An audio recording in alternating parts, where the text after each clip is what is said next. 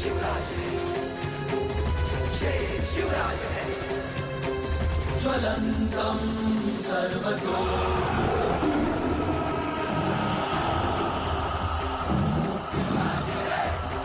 सिंह भीषणं भद्रं मृत्यु।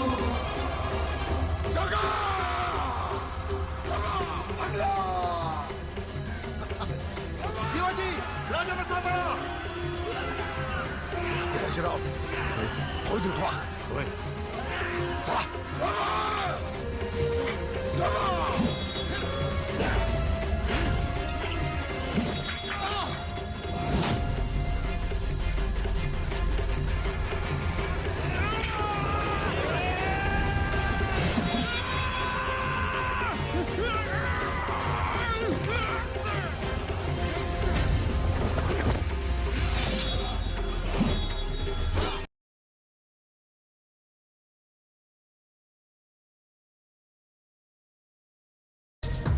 खानाचं सैन्य इथे कोयनेच्या तीरावर बेसावध आहे.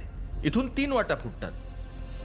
पहिली वाट थेट डोंगर चढून इथं वर भेटीच्या ठिकाणी म्हणजे जनीच्या टेंबापाशी येते. दुसरी वाट बोचेघळीच्या घाटातून खाली उतरून किल्ल्याच्या रेडे बुर्जाच्या मागून इथं चोर दरवाजापाशी येते. आणि तिसरी वाट पारच्या अलीकडून या मधल्या जंगलातून थेट गडाच्या महादरवाजापाशी येते. आणि चौथी वाट पारच्या घाटातून बाहेर पडून कुंभरोशीपाशी आंबेनळीच्या घाटाला येऊन मिळते. म्हणजे आपल्याला आंबेनळीच्या घाटापासून ते बोचेघळीच्या घाटापर्यंत सगळ्या वाटा अडवून हल्ला करायचा आहे. आता पुढची योजना नीट ऐकून घ्या. दीपाई आऊसाहेब जी. तुम्ही आपल्या बांदल सेनेसह पार आणि जावळीच्या झाडीमध्ये दडून राहा. तुमच्या बरोबर अण्णाजी दत्तो, सुभानजी इंगळे आणि झुंजारराव मरळ असतील. कान्होजी काका आणि बाजी सर्जेराव पारच्या वाटा अडवतील. माणकोजी दहातोंडे, जीवाजी देवकाते, सुभानजी कणखरे, पिलाजी बेलदरे त्यांना कुमक करतील. आणि नारायण बापूजींच्या हाताखाली कमलोजी साळुंखे, रामजी पांगेरा आणि कोंडाजी वरखडे यांना राहू द्या. हैबतराव आणि बाळाजी नाईक शेळीमकर बोचेघळीच्या घाटामध्ये आपल्या सैन्यासह असतील.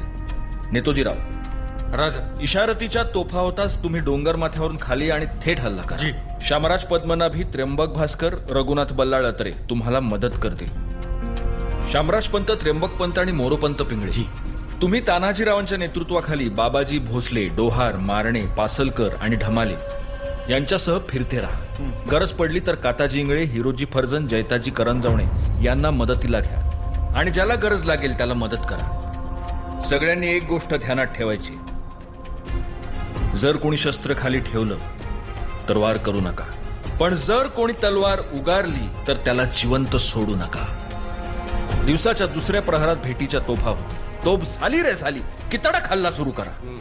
आम्ही भेटीत विजय पाहून येऊच, पण भेटीमध्ये नेमकं काय घडतंय याचा विचार न करता थेट हल्ला सुरू करा. सगळ्यात महत्वाचं, आपल्या सैनिकांना आज रात्रीच्या अंधारातच जंगलात जाऊन कमीत कमी पुढच्या 14 घटका झाडांमध्ये लपावं लागेल. यातल्या एका जरी माणसानं हालचाल केली आणि ती गनिमाच्या नजरेस पडली तर गेले 4 महिने मांडलेला हा सगळा खेळ एका क्षणात उद्ध्वस्त होऊन जाईल आणि ते गनिमाचे लांडगे आपल्या स्वराज्याचे लचके तोडतील. त्यामुळे या मोहिमेचं यशापयश आपल्यातल्या एकान एक माणसावर अवलंबून आहे. ही गोष्ट प्रत्येकानं ध्यानी ठेवायची. हत्यारं कडक चालवा. हत्यार चालवण्याची सगळी हौस फेडून घ्या. इतकी की इथून पुढं मराठा हा शब्द जरी ऐकला तरी थेट दिल्लीच्या गनिमाच्या काळजात सुद्धा थडथडलं पाहिजे.